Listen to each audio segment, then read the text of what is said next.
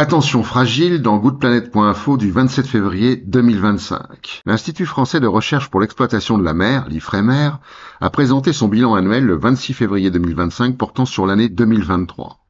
L'Institut a annoncé que 58% des poissons débarqués en France cette même année provenaient de populations non surpêchées, tandis qu'un poisson sur 5, soit 19%, était issu de populations de poissons surexploités.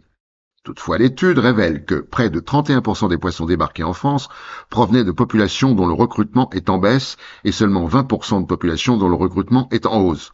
Les données sont insuffisantes pour les 49% restants. Rappelons que le recrutement désigne le nombre de jeunes individus qui ont survécu à la phase larvaire et qui ont atteint une taille suffisante pour être capturables par les engins de pêche. Rappelons également que les poissons pondent des milliers voire des millions d'œufs et seulement une infime partie de ces œufs vont devenir des bébés poissons. On dit habituellement que c'est 1 sur 100 000, voire 1 sur 1 million ou 10 millions pour des espèces comme le cabillaud.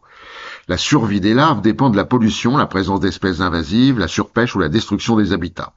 Ainsi, des populations de poissons en bon état, pas surpêchées et à la biomasse importante, peinent à générer de jeunes poissons comme le merlu de l'Atlantique ou le hareng de mer du Nord. Par exemple, la sole de Manche Est, une espèce très dépendante des habitats côtiers, a sans doute souffert de la dégradation des vasières en baie de Seine. La population est désormais considérée comme effondrée. Dès lors, une moindre abondance de jeunes poissons signifie des captures de pêche plus faibles à terme. Chassé au ballast dans youmatter.world du 22 janvier 2025. Lorsque les navires voyagent à vide ou avec une cargaison partielle, ils remplissent leur réservoir de ballast avec de l'eau de mer pour stabiliser le navire. Une fois arrivé à destination, cette eau est rejetée dans le port, chargée de sédiments et d'organismes marins. Cette opération se nomme le déballastage.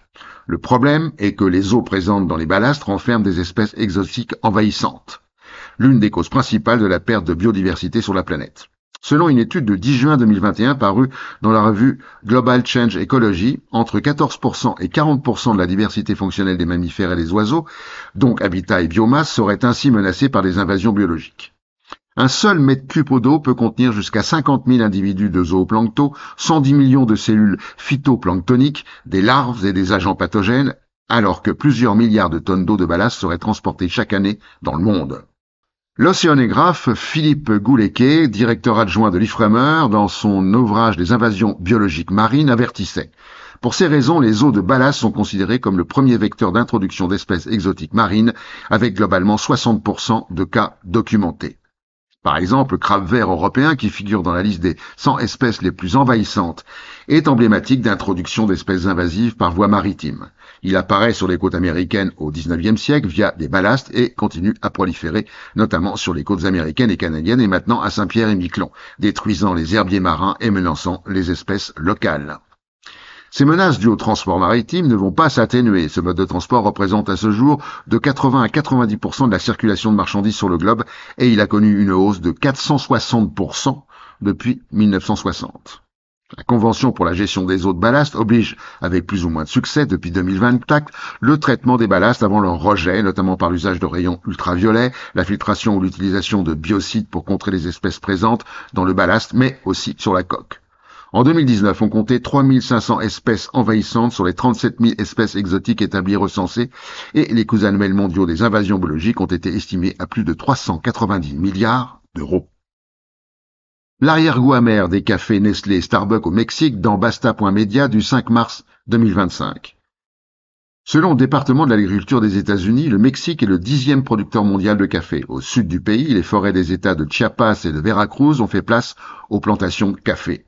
Les ONG Coffee Watch, Empower et Prodesk, dans un rapport rendu public le 14 février 2025, révèlent que la chaîne d'approvisionnement en café certifié mexicain de Starbucks et Nestlé est entachée de violations des droits humains, d'impacts environnementaux négatifs et de pratiques d'exploitation qui enferment les petits producteurs mexicains dans un cycle d'extrême pauvreté.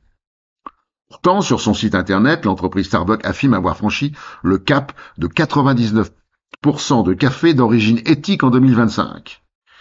Starbucks et Nestlé sont toutes deux certifiées environnementales et sociales par les programmes CAFE, Practices pour la première et 4C pour la seconde. Ceux-ci sont censés garantir un approvisionnement éthique et durable du café respectant les droits des travailleurs, des communautés et de l'environnement. Où est donc le problème ? Les deux certifications ont en fait été créées en collaboration avec Starbucks et Nestlé. Tout est donc possible, très faible rémunération à la tâche, travail des enfants, déforestation, épuisement des ressources en eau, utilisation excessive de produits agrochimiques, etc. Bref, boire un café Nestlé ou Starbucks, c'est ingérer du malheur. La sale guerre, un pléonasme dans sciencespost.fr du 8 mars 2025. Un rapport publié le 24 février 2025 par la coalition d'experts et Initiative on GHG Accounting of War révèle que le bilan carbone de l'invasion russe a atteint près de 230 millions de tonnes équivalent CO2, soit les émissions annuelles de 120 millions d'automobiles ou de pays tels que l'Autriche et la Slovaquie. En outre, ces émissions auraient augmenté de 30% sur les 12 derniers mois. Les feux de forêt y sont pour beaucoup. En 2024, 92 000 hectares ont été perdus, contre 29 000 en 2023 et 47 000 en 2022, ce qui a entraîné une augmentation des émissions de CO2 de 118% par rapport à la moyenne annuelle des années précédentes, avec 25,8 millions de tonnes équivalent CO2 en 2024. À cet effrayant bilan, il convient d'ajouter les émissions dues à la reconstruction notamment. Enfin, 30% du territoire ukrainien serait contaminé par des mines et des munitions non explosées. L'étude a appliqué le principe du coût social du carbone fixé à 185 $ US par tonne d'équivalent CO2 pour estimer le préjudice global à 42 milliards d'euros.